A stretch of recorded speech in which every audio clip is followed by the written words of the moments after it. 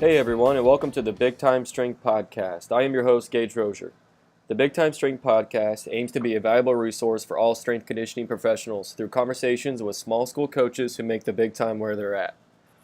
The majority of strength coaches in the high school and collegiate setting don't necessarily have all the resources that the big time Power 5 strength staffs might have. So in this podcast, we aim to discuss with coaches how they maximize limited resources but yet still provide a big-time strength conditioning experience for their athletes. So what I want to do for our first episode of the podcast is introduce it, let you guys know what you can expect from future episodes, the structure of the podcast, kind of what we're after, the purpose of it, and then as well as introduce myself.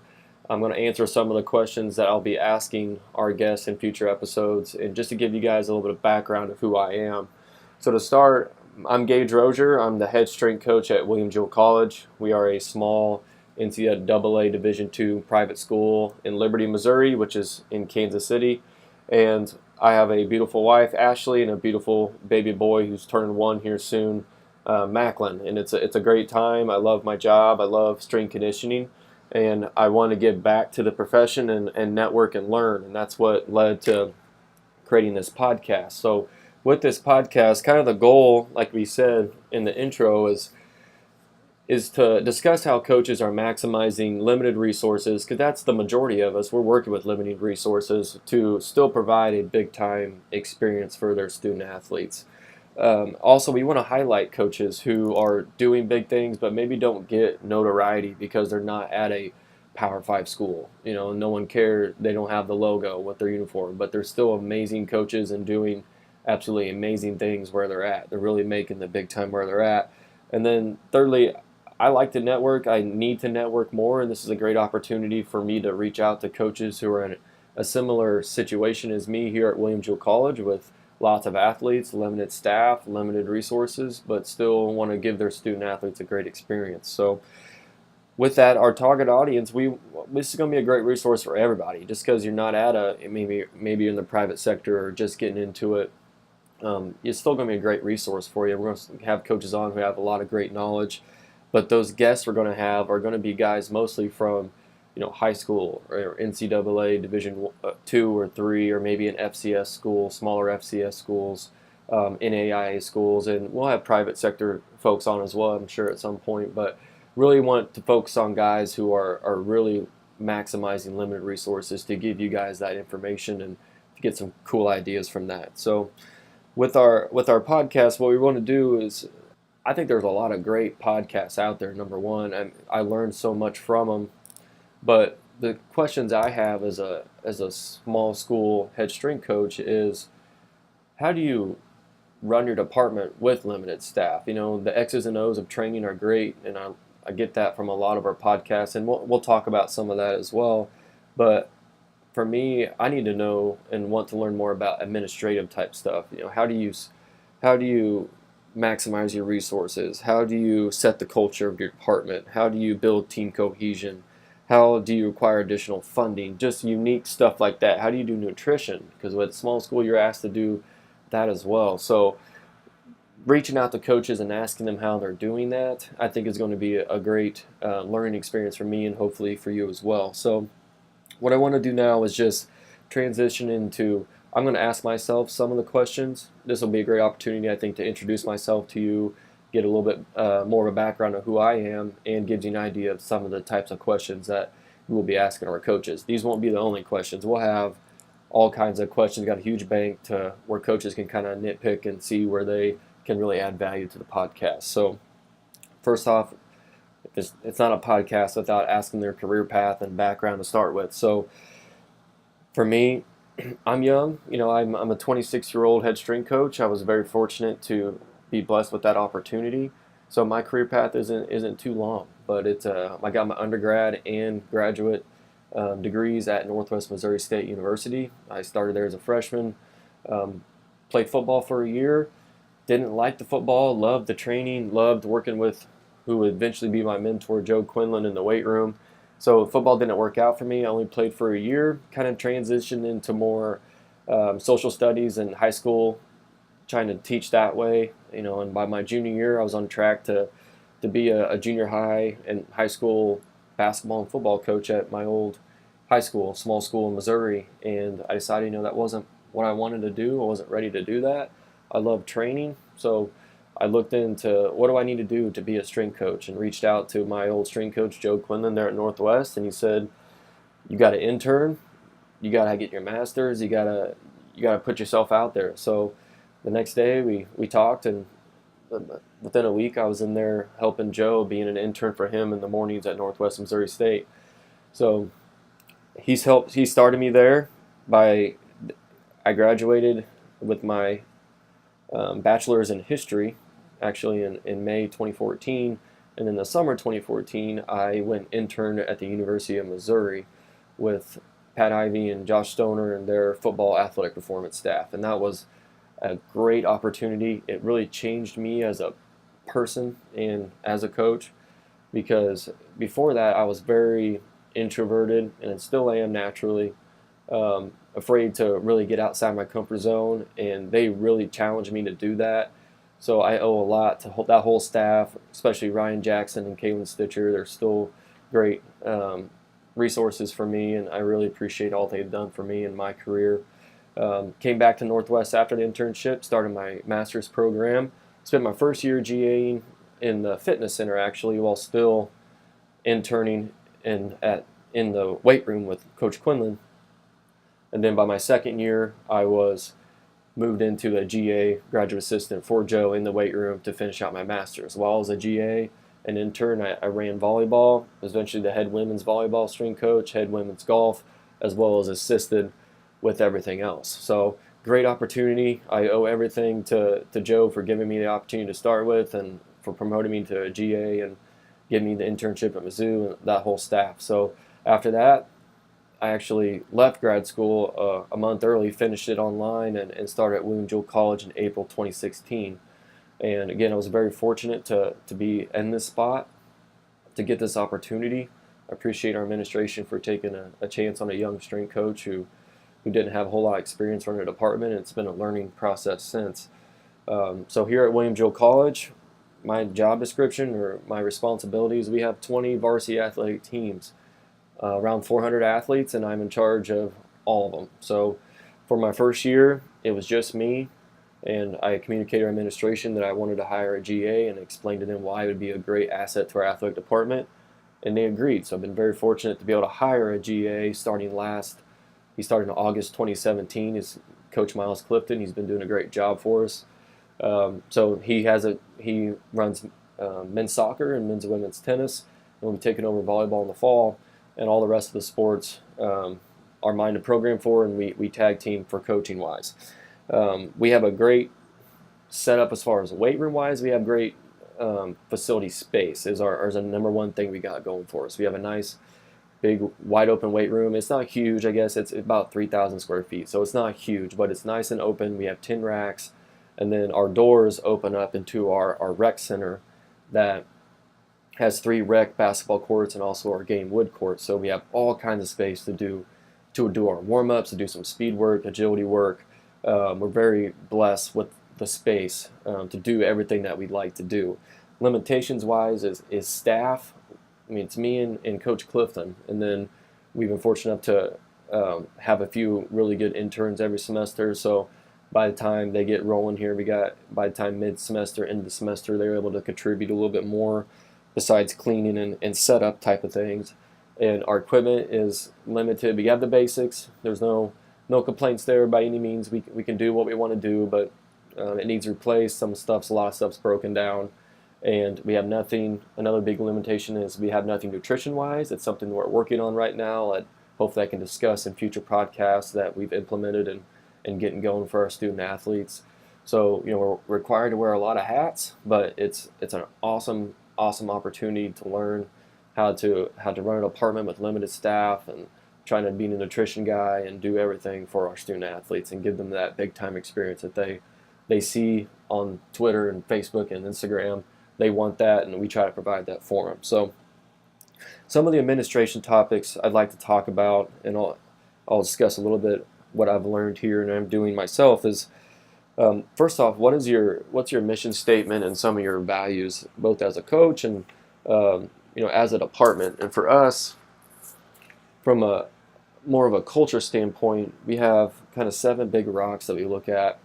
And number 1 is responsibility. We want to teach our athletes to own up to their actions, and that those actions and the results, or the results and consequences of their actions, are entirely up to them, and how they respond to them. So we want to develop almost an extreme ownership type mindset. If you're familiar with that book, it's one of my favorites. Second, we want to lifelong learning. We want to be disciplined and learning constantly, both as a staff and teaching our athletes, why we're doing certain exercises, why they are required to do certain things. And we're a very high academic school, so we have kids that want to know, they want to learn, and it's a great atmosphere. Camaraderie. We want a cohesive, positive, and supportive team and training environment, and we think that's much more successful than a bunch of individuals coming in and doing their own thing. We want to teach be a teammate type concept. We teach them what it means to be a teammate, and always challenging them to be that teammate that they want from themselves. Humility, keep your ego in check. It's not about them, it's about the team, teaching them those concepts. And then we call it ARE, attitude, respect, and effort. We think those are 3 things that we could control. It's your choice. It's a choice to have a great attitude, choice to give your best effort. It's a choice to show people respect, no matter whether it's me as a coach or a teammate or some random person walking throughout the weight room. So ARE, attention to detail. We want to do little simple tasks really well. We're in a situation here at William Jewell where we don't necessarily are as athletic as some of our other teams.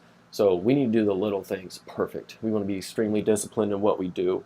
And then work ethic. We want to work. And we're going to teach kids that success does not come easy. It requires hard work and dedication. That, looking at top athletes, they think that they kind of got there because they're so talented. That's part of it. But seeing that work that they put in behind the scenes and teaching them that is a key factor. And we want to push them past those comfort zones and have our athletes establish that success is earned type mentality. So that's kind of our core values that we really I try to establish with our athletes and coach up.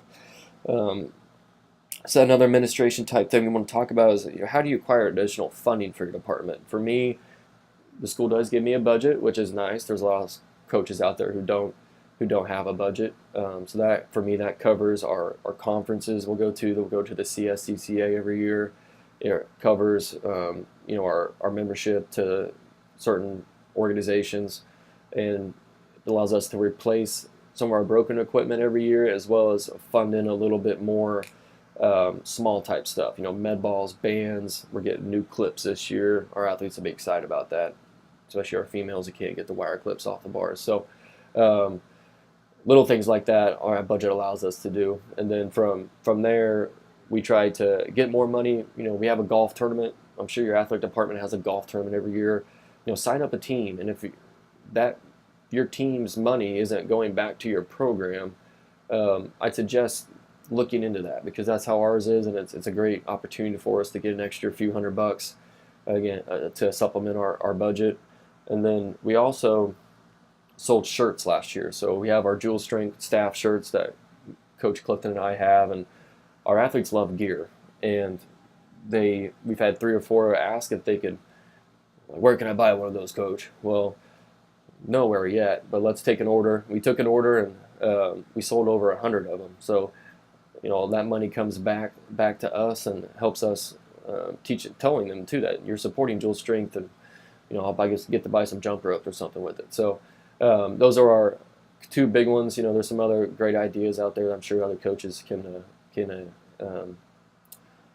elaborate on. Another one we've talked about, I'm looking at, is customized blender bottles, that type of thing. Those athletes love that stuff too. So just little ways that we can add, just every little bit helps. A few $100s here and there to help with our budget and help with our operating. So what do you expect from your athletes administration-wise? Kind of the same thing, going back to the core statement and or the philosophies we talked about, but super simple. We want ARE. We want attitude, respect, and effort. We don't think those are things you can control. There's no excuse not having a great attitude. There's no excuse not to give everybody in the room respect. There's no excuse not to have a great effort when you walk in the door. And that's what we expect. We'll give that back to them. If we don't, we tell them to call us out on it. Say, Coach, I don't think you're having a great attitude today. That's fine. Call us out on it. We need that too. So that's basically, there's the rules and simple rules we have is we don't cuss in the weight room. If we hear you cuss, it's 50 push-ups for the guys, and we'll do something else for the girls, sit-ups or something, but nothing too crazy. But generally we tell them, well, why can't we cuss? Well, when we cuss, usually it's because we have a crappy attitude or we're not showing someone respect a lot of the time. There's some not factors in there too, but a lot of the time that's what's going on is we're not having a great attitude or we're not showing respect or we're complaining. So we don't cuss, we treat the equipment all right, little things like that, and we expect them to follow those guidelines. So what are some ways you help build team cohesion, camaraderie, and develop leaders? This is the one I'm really into right now and really looking into getting our athletes more into is building that team cohesion and camaraderie. Something we do is with all of our off-season teams, we do a competition just to get that competing going a little bit, and we want our athletes love it. They love to compete. They love these fun games that we'll do, and they love challenging themselves. So for all of our off-season teams, we'll break them into, depending on the size of the team. For football, we had 10 different teams. For volleyball, we had 3 or 4 girls each, to where they're competing in something, 2 or 3 things every week. It could be a trap bar relay carry. It could be a sled push relay, sled drag relay. We'll do knockout. We do a selfie tour to where I find pictures of different spots around campus, and we start in the weight room. I said, all right, I'm going to give you 30 seconds. Look at the pictures on your sheet. Get a game plan. Your team has to run to each spot that on campus. Take a selfie with those who are in your group. Everybody's got to be in the picture at that location. And first team to get back here with all pictures and everybody in the picture, first team back here wins. And they love it. They think it's awesome. By the time they get back, our campus is super hilly. So by the time they get back, sometimes they're puking in the corner. It's harder than they think it's going to be, but it's fun. They love it and they're buying into it. So, we'll give them points for the winners. Little things like that to really develop that team cohesion and competitive environment. Other things we'll do silly stuff before they lift. For a max out set. One thing we did. Just randomly one day is I didn't like the energy. It was a big set we had coming up. Everybody's just kind of on the rack doing their own thing. They weren't being a teammate. They were just thinking about themselves, and no one was talking to each other. No one getting hyped up. So we had about a minute and a half before I wanted to start that set. I just turned on the radio and said, all right, for the next minute, everybody in here needs to go either slap someone on the back, give them a handshake, give them a hug. Everybody's got to touch everybody in here. And very awkward for the first 5-10 seconds, and they kind of got into it. And after a minute, there was a mosh pit going in the middle of the weight room. Got a big breakdown. They ran back to the rack. I started the set. They blew it up. It was a great environment. The guys love that. And little things like that can really stoke the energy, stoke the fire, and get the room going, and really take an average training session to unbelievable and to where we want to be as a program. So those are little nuggets like that I'm really excited to learn about from some of our other coaches. So those are kind of the main ones for me. I wanted to talk administrative-wise and just more culture-wise for the department.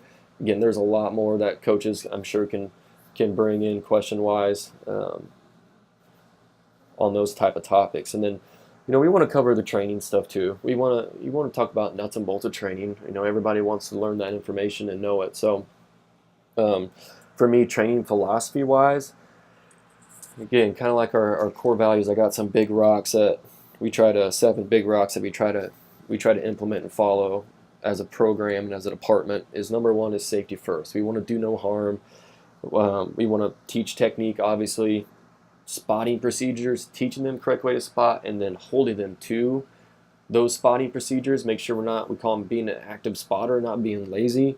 And then we want to be responsible with our exercise selection, that we're not trying to fit an athlete to an exercise, but the exercise to the athlete. So if a guy We're supposed to back squat. We got a football guy who can't back squat for certain reasons, so we move into a front squat. Just because it says back squat on the sheet doesn't mean we have to do that. So safety first, efficient movement. We want to be able to move efficiently in all planes, and we're going to establish how to squat, hinge, push, pull, carry, plank, brace, all the good stuff before we start loading it. And we're going to progress as athletes according to their efficiencies and competencies in those movements.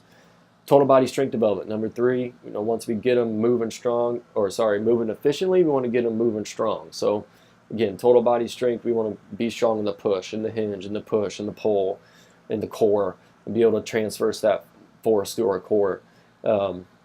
So especially with our posterior chain, a lot of our athletes coming in, yours as well, I'm sure, hamstring, glutes, not a whole lot there. So we really hammer down on the backside of our body for our total body strength development. Once we get them strong, we'll start trying to be explosive and producing force. So we've got to produce force quickly to compete, so we're going to start using our jumps and throws and the dynamic effort method to improve that rate of force production. With that, Olympic lifting wise, for me, I'm not married to anything, but I don't do a whole lot of Olympic lifting just from my background standpoint. I was taught to clean really well from the hang position, and that's basically all we do. We don't do a whole lot of snatch, do a whole lot of jerks. I'm not comfortable teaching it really well yet. That's something from a professional development side I'm working on and want to improve. So for right now, we do a lot of hang clean with some of our teams, select teams, and we do a lot of jumps, throws, weighted jump type stuff for that force production, getting us explosive. Okay, so number 5 is sport-specific conditioning. We want to condition our athletes to be able to produce the demands of the sport metabolically. So especially as we get close to the season, so as football hits July, we're going to start training those metabolic pathways that they use in the sport. We're going to be hard on for 6, and we're going to be resting for 30, that type of work, that aerobic, lactic type work-rest ratios with our football guys or whatever sport it might be, especially as we approach preseason and close to competition. Now, early off-season, we'll get general with our conditioning. We want to establish that aerobic base, and we'll do those mental tough type things. But as we get closer to season, we want to be smart. We want to get them prepared to play with our sport-specific conditioning metabolic work. Emphasize recovery. I'm huge on recovery, especially here at William Jewell College with the logistics of our campus and the fact that we can't give them anything recovery-wise, nutrition. After workouts, it's very important that our athletes are, number one, educated on taking care of their bodies. So we have a refuel program to where we educate them. It's 6 daily habits nutrition-wise that I'll break down on a future podcast of what they can do every single day to promote recovery. And it's simple stuff that at least gives them a baseline and a solid base to work from nutrition-wise. And we'll get into more topics with them as well. But our refuel kind of is the base of our curriculum. But then we also want to explain to them why sleep's important, why coming in and stretching and band stretching and rolling is important. And as far as workout-wise, we always try to kickstart that recovery process post-workout the best we can. So what we'll do is belly breathing. Our athletes love that. After we condition, we'll let their heart rate get down a little bit, and then we'll get them on the wall and belly breathe. And they wake up. I had to wake a kid up one time, and he was sleeping. That's exactly what we want. We want that parasympathetic response to kick off. Tell the body, hey, we're done breaking you down, sympathetic. We're not fighting or flighting anymore. Let's start rest and recovery with that parasympathetic. So we always try to do something post-workout to really kick that off. So belly breathing, foam roll, band stretch, partner stretch, that type of stuff. Improve mobility. Again, get them feeling good before they leave here. We don't want them to feeling gassed, taking a shower in the locker room. We want them to be feeling good. And then lastly, enthusiastic environment. Kind of goes back to our coaching philosophies as well. I believe a positive and competitive training environment is essential and keep athletes engaged with a variety of energy-producing activities and techniques and that type of stuff. So this is kind of our main training philosophy-wise, kind of how we look on programming and training our teams. Another thing I'm into right now is, do you use a block or level system with your teams? If you're at a big-time school and you've got 5 coaches on your staff, it's a no-brainer. I mean, you got the staff and the resources to absolutely level out your teams and block them up based off experience and skill level. But where we're at and what I found is it's extremely hard, especially with our teams, our smaller teams. I got volleyball coming in the fall. There's 15 girls, 4 of them are going to be incoming freshmen. Well, they hit the ground running in season, and how we have to do things, we have teams kind of coming in on top of each other in the weight room, to where it's really hard to separate those 4 girls and have them on a different workout compared to the girls who have been with me for 2 years. So there's ways that I think we can do it, absolutely, and that's what I'm interested in learning some different techniques from other coaches. But right now we've developed a system that we're excited to implement here in the summer. We got some freshman football guys coming in the summer. We're going to implement kind of a block 0, 1, and 2 type system that I'm excited to get rolling. So it's based off training experience and age and how they develop through the program. And I'm interested to learn what criteria coaches are using as well to say, okay, you're good on level 0, let's move you up to level 1 now, or whatever levels they want to call it. So what do you test, evaluate with your athletes, and how often? It's kind of a general one. What do you do movement screens with your teams? Do you do what are you looking for in strength, agility, and that type of stuff? For us, we do a version of the FMS, just kind of ones I like. I like the overhead squat, the shoulder, the lunge, and the active straight leg raise. We did those with our football guys. We also tested ankle dorsiflexion just on a kneeling ankle knee drive into the wall and see how close they can get to the wall, and pre and post test it.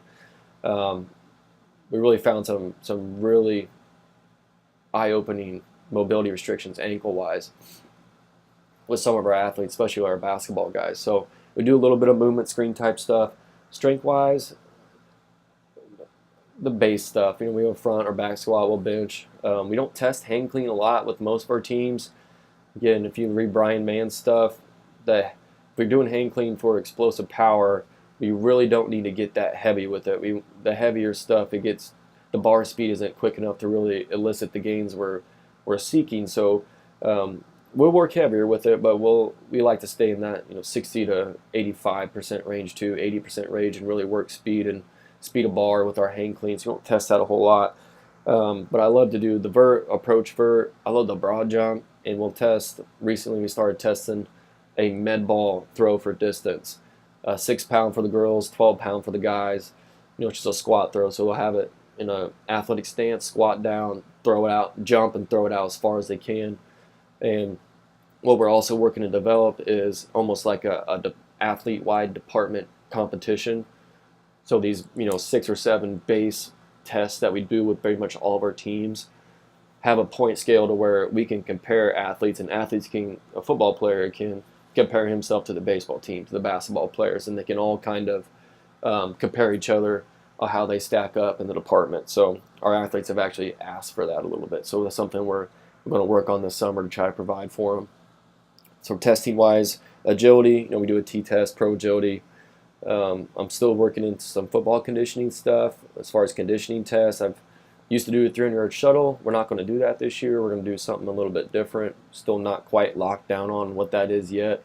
Talking to our football coaches, but it's going to be something that mimics, again, that work-to-rest ratio, the actual metabolic pathways they're going to be using a little bit more come fall camp. And we'll test the 40 in the winter with our football guys from a sprint standpoint, but that's about it from a sprint standpoint. So that's kind of our testing stuff. Again, we're always changing stuff up a little bit, but that's kind of what we're doing right now. And then lastly, training-wise, just general programming. What type of programming people do you like to follow? What have you had success with? For me, I'm a tier guy. Again, I'm not married to it, but I love the tier because it's a great system. Just from an organization standpoint, I'm very organized and like to have stuff in a system and lined out for me. And the tier, how I view the tier, is just a simple rotation of movements, and I can fill in all kinds of different programs within that. So we follow usually a 3-day tier, Monday, Wednesday, Friday, or whatever it might be, depending on our scheduling. And then we've done APRE in the tier. We've done 5-3-1, some cube variations, just some more linear programming as well within the tier. And that's what I like, is just the adaptability of it as well. So with our tier, Like our tier 1 exercises, what I like to follow is kind of our effort. So it's almost like a West Side concept as well. So it's our effort, it's kind of our strength stuff. Again, depending on the time of the year. Strength in tier 1 or tier 2 is more the dynamic effort method for that day. And then tier 3 is reps and down. And after that, we'll do like a single leg usually, some type of upper body, a pull, a rear shoulder, and some core and posterior chain stuff. So a lot of accessory work after that tier 3. But so our upper body day might look like a bench press APRE, 3. And then a tier 2 might be a dynamic deadlift or a speed deadlift, 8 sets of 3 at 40% or 70% or whatever it might be that day. And then we may go to a barbell split squat for reps.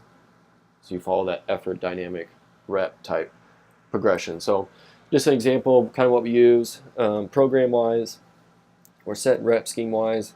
We did a modified APRE version this spring with our football and volleyball and women's soccer teams, and absolutely loved it. So I know a lot of you are familiar with the APRE. With the modified, what we did is, the first 3 sets are the same. We got the 2 warm-up sets, and that third set we're going to go as many as we can.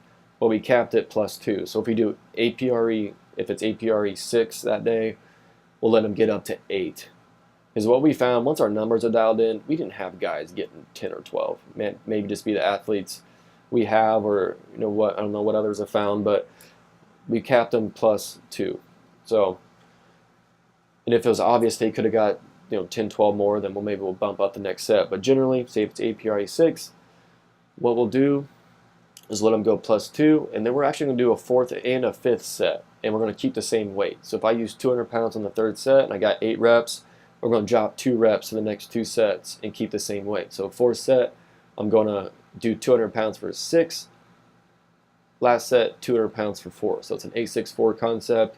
And then next week, since I got 2 above my APRE 6 rep max, I'm going to use 210 next week. Same concept. What we found was with that 4th and 5th set, splitting it and keeping the intensity the same. Number one, it was easier for athletes to figure out just to drop reps rather than trying to change weights and figure out how to do all that. And also, we found the quality of those reps were way higher.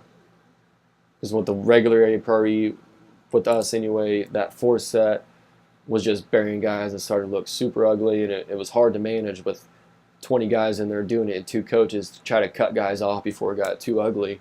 So with this modified version, we were able to keep the same volume basically, but split into 2 sets, still get the same work in, and much more quality with it anyway. So I believe Mark Watts on Elite FTS is the one who put out that modified version of it. Go check it out. It's good stuff. So that's kind of some of our training topics we'll talk about, and what I'm doing here at Jewell.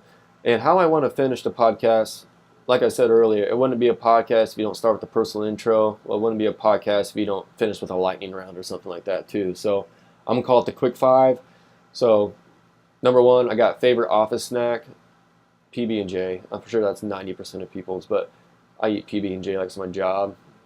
Number 2, favorite caffeine source. So obviously coffee, and I drink Monsters a little bit. Sugar-free Monsters.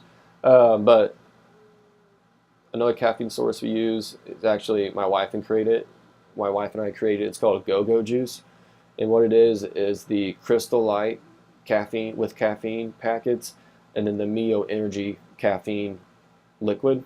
We mix them together. There's like 6 flavors of each. So by the limitations, the possibilities are endless on the type of flavors you can have. So there's some really good ones there. Think about starting a business with it, to be honest. Number 3, favorite hobby outside the weight room, mowing the yard. I'm a farm boy, and I live in the suburbs now, so my yard is now my farm. So I love mowing the yard. I got a bunch of spots of dying on me right now. It's really bugging me. Number 4, favorite Pandora station playlist in the weight room. For me, personally, Eric Church and Billy Squire. If you have not done Billy Squire radio on Pandora, do it. You will not be disappointed. It's my one lasting legacy on Northwest Strength. I brought it there. I'm taking credit for it, Joe. Billy Squire Radio, check it out. And then favorite childhood athlete, mine's Jeremy Macklin, University of Missouri. I wore his number in high school. He was my guy. for whatever reason. I don't know why. I just love the way he played. He's so dynamic, and I loved him at Mizzou. So, quick 5. Those are the 5 things. Might switch them up from week to week a little bit, but anyway. So that, guys, that's kind of the structure of the podcast. A little bit about me as well. I'm hoping that you've seen this as valuable, and please, if you have questions that you'd like added in there, or questions you have from me, or something a guest you want on the show to hear from, please send them to me.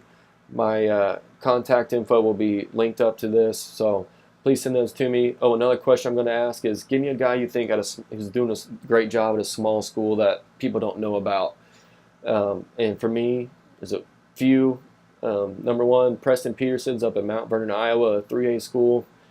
I was with him at Northwest, and he just does some amazing things with his athletes, just physically, but connecting to them on multiple levels and just changing lives up there. He does a great job.